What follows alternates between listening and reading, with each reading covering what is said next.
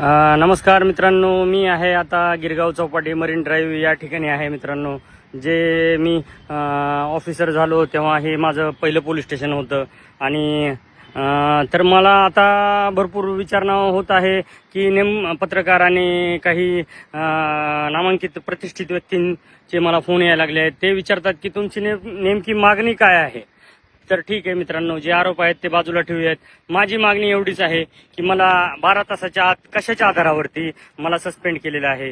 त्यात पहिला मुद्दा आहे की तुम्ही परमिशन न घेता बाहेर राज्यात तपासायला गेलात 2 कॉन्स्टेबल घेऊन. असं होऊ शकत नाही मित्रांनो. माझ्याकडे माझ्या व्हॉट्सअपवरती आत्ता सुद्धा परमिशनचं लेटर आहे आणि परमिशन घेऊनच जात असतो. स्टेशन डायरीला एंट्री करूनच जात असतो. प्रत्येक ठिकाणी गेल्यानंतर सुद्धा आम्ही स्टेशन डायरी बनवत असतो आणि त्या ठिकाणी नोंद घेऊन तशी पोलीस मदत घेऊनच पुढे जात असतो आम्ही मित्रांनो.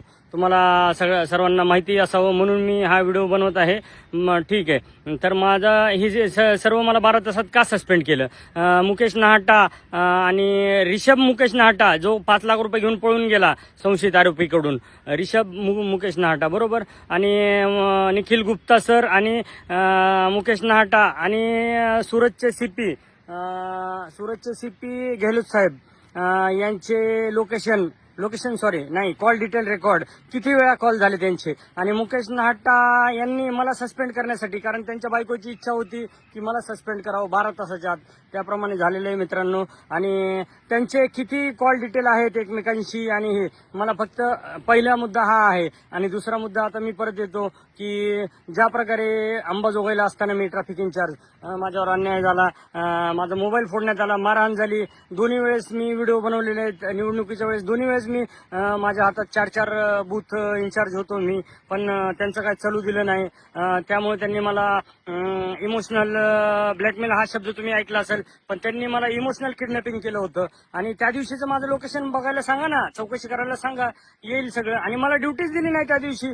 एवढा बंदोबस्त कमी असताना मला का नाही ड्युटी दिली परळीमध्ये. परळीसारखा एवढा मतदारसंघ मित्रांनो, त्या ठिकाणी मला ड्युटी नाही दिली, मला आराम दिला. आणि 12 वाजता मला जेवणाच्या बहाण्याने नेऊन बार्शी कर्मा या ठिकाणी सोडलं मित्रांनो. मला माझं लोकेशन बघा. आणि मी एका मित्राला मदत मागितली. म्हणजे बीड जिल्ह्यामध्ये कुठल्या प्रकारची दहशत आहे.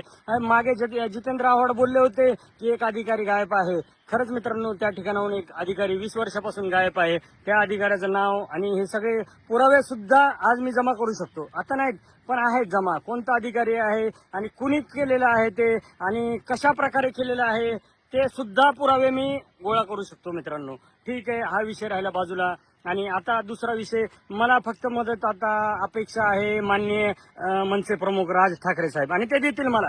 अजून ते मुंबईमध्ये आहेत किंवा नाही, मी जाऊन आलो कृष्णकुंजवर, पण त्या ठिकाणी एकदम मॉर्निंगला गेलं असल्यामुळं माझी त्यांची भेट झाली नाही किंवा त्यांनी हा व्हिडिओ बघितला नसेल.